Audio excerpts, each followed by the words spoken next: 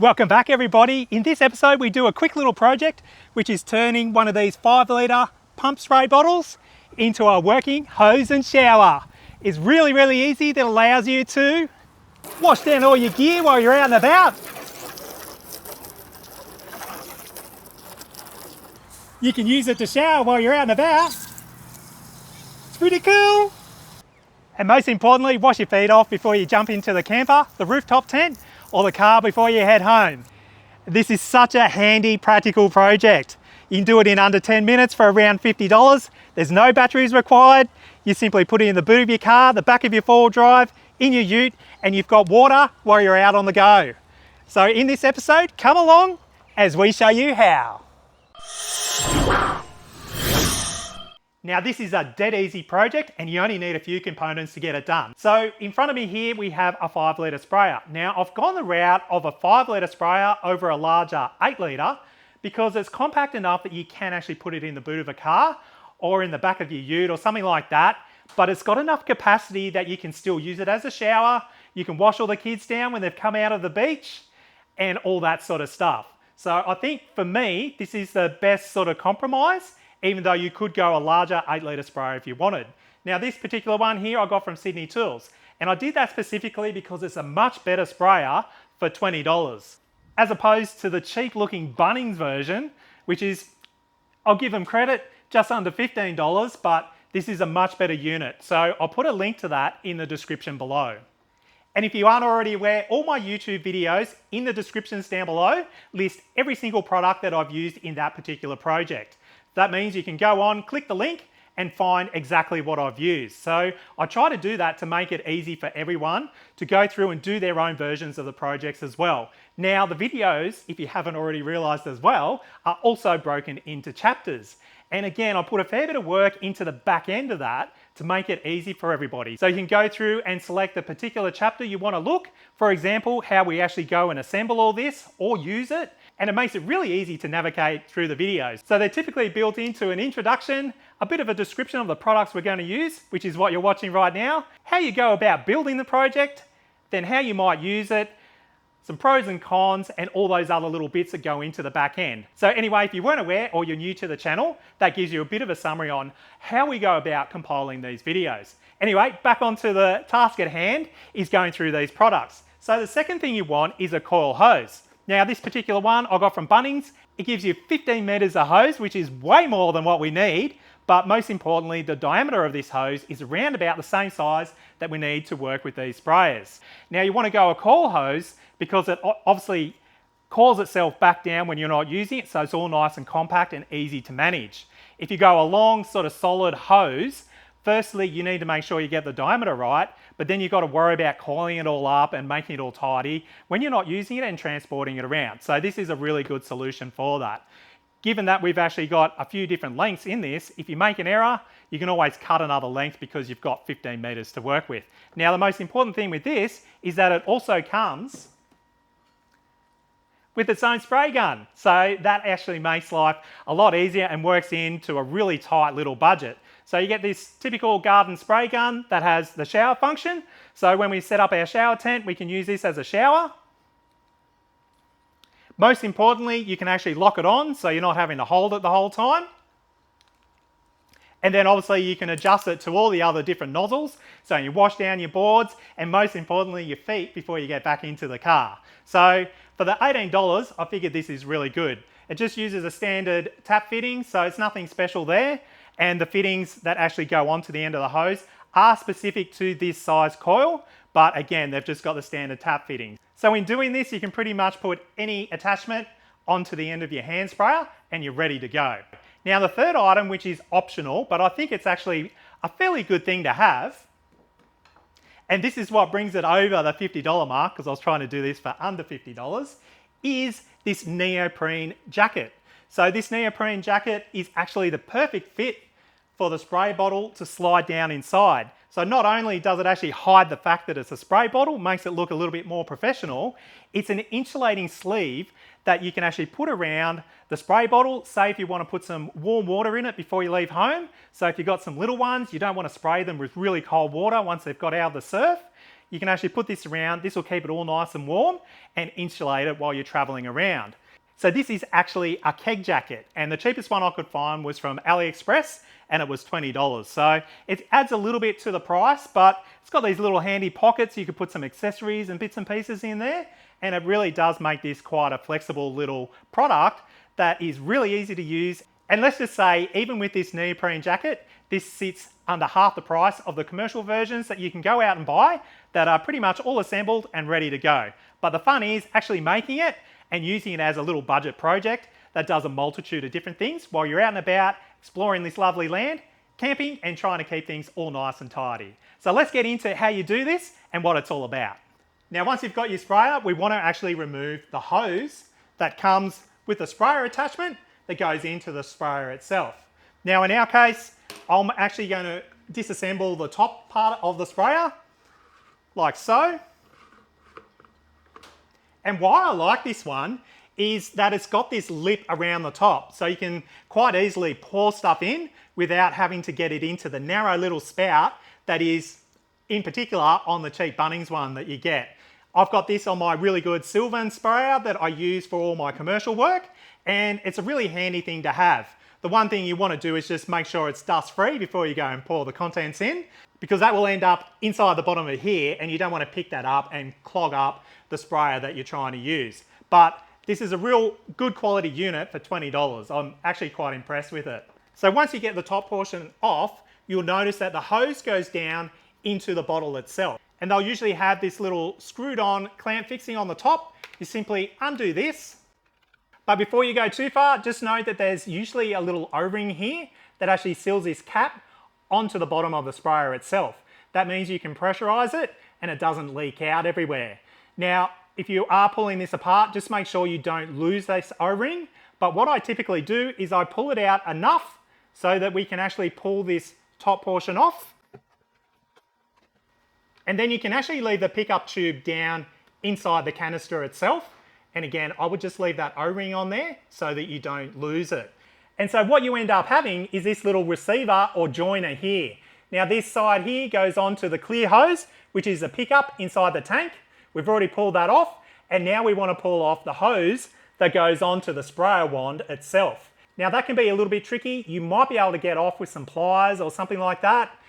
You can also dip this into some hot water, which is the method we'll use for actually putting the new hose on if we need to. But I actually find that it's easy just to get a sharp knife, cut down through this end to remove the hose. And then you can cut down along the side of the hose itself.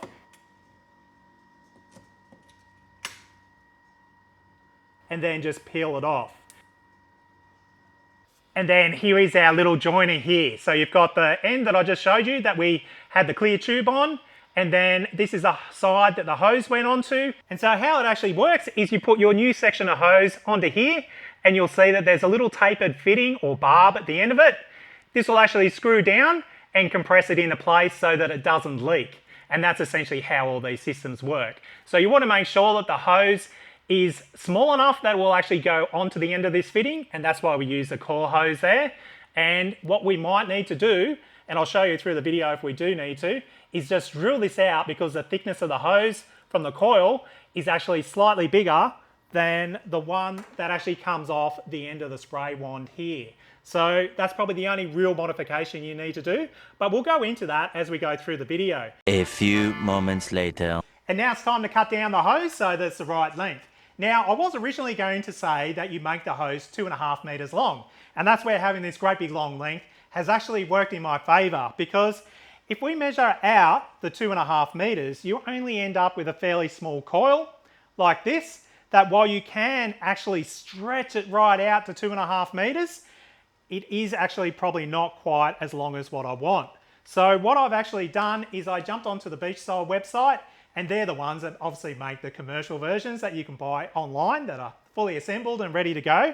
And if you look at their hose and actually, more importantly, go onto their spare parts area, they have a length of hose and you can count the coils down to see how long it is. Now they do state on their website that their hose is 2.1 meters long. However, I feel it's not really 2.1 unless they're working out that, you know, the general length once you pull it out and leave the coils in here is around about 2.1 meters.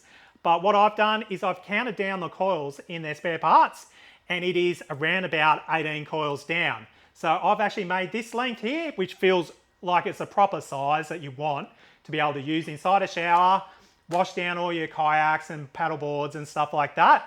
And it will be quite useful, as opposed to the short one that I've got here that just feels like it's not going to do the job.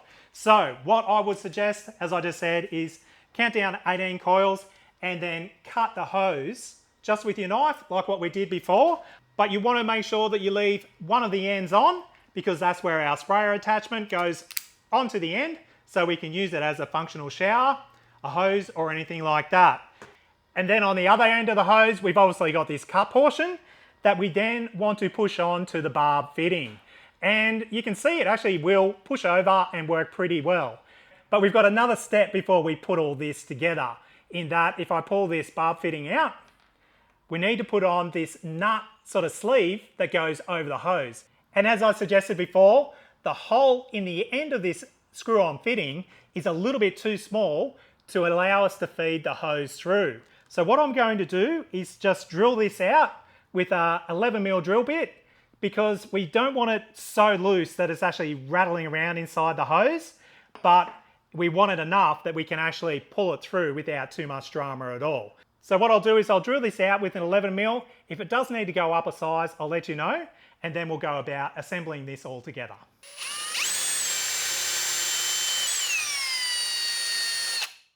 And that's actually worked pretty well. I'm just going to finish it off with a little bit of sandpaper just to get rid of any burrs off it. And now we can thread this onto the end of the hose, like so. And now it's just a case of assembling it all. You want to get this little barb fitting, and firstly what we'll do is we'll slide it back onto the pickup. And again, you want to make sure that you've still got this O-ring in place. So slide that down over the top, slide that on into place like so. And then now we can get our hose with the connector on it, slide that in over the top, feed the connector down and screw it all into place. And just like that, we've got our spiral hose connected to our pump sprayer. So now it's just a case of screwing our cap back on if you've taken it off. Make sure it's all nice and tight and sealed down. Now we can unlock the handle, we can pressurize this up, we can use this as a shower, we can wash down all our kayaks, stand up paddle boards, get all the sand off our feet, and we're ready to go. We can take it anywhere we want, and we don't need to worry about a battery or anything like that. It's just a simple case of doing a few pumps and you're ready to go. Now also we've obviously got that neoprene sleeve that we can slide on here. So I'll grab that, here's our sleeve, you simply plonk this over the top,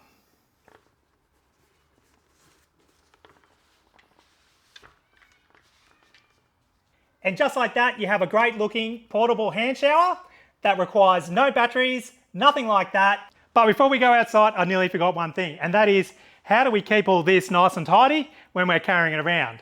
And I think the best way is going to be to loop that around like that, and then this hose attachment sprayer will actually sit inside the handle like so.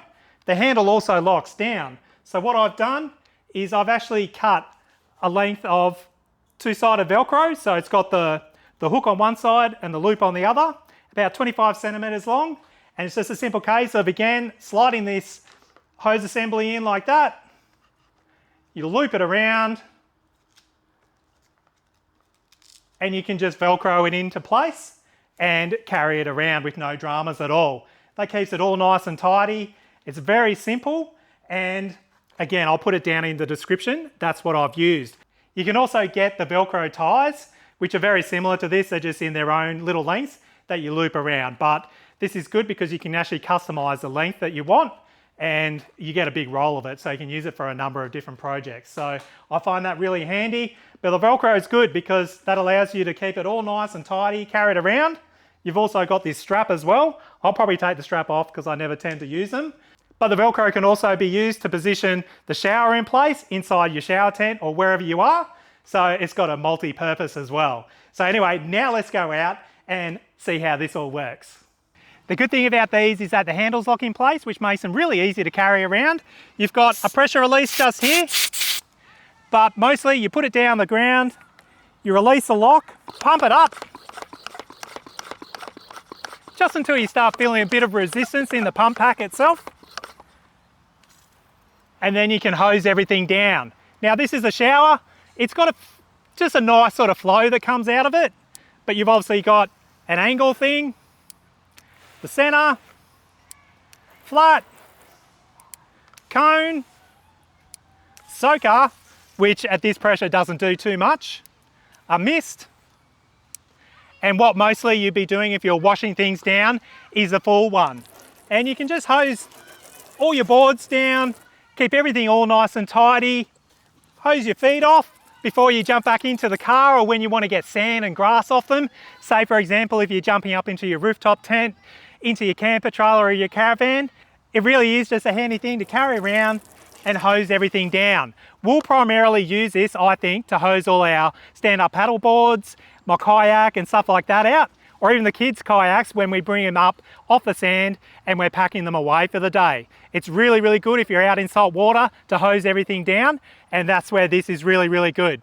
Sometimes you don't have access to a tap or you can't get the really long boards around it. This, you just simply pump it up and walk around, and you can hose with fresh water all the salt water off to keep everything all nicely conditioned and look after the things you've got. But really, I think most people would be interested in the outside shower. The sun's going down, but let's go and check that out.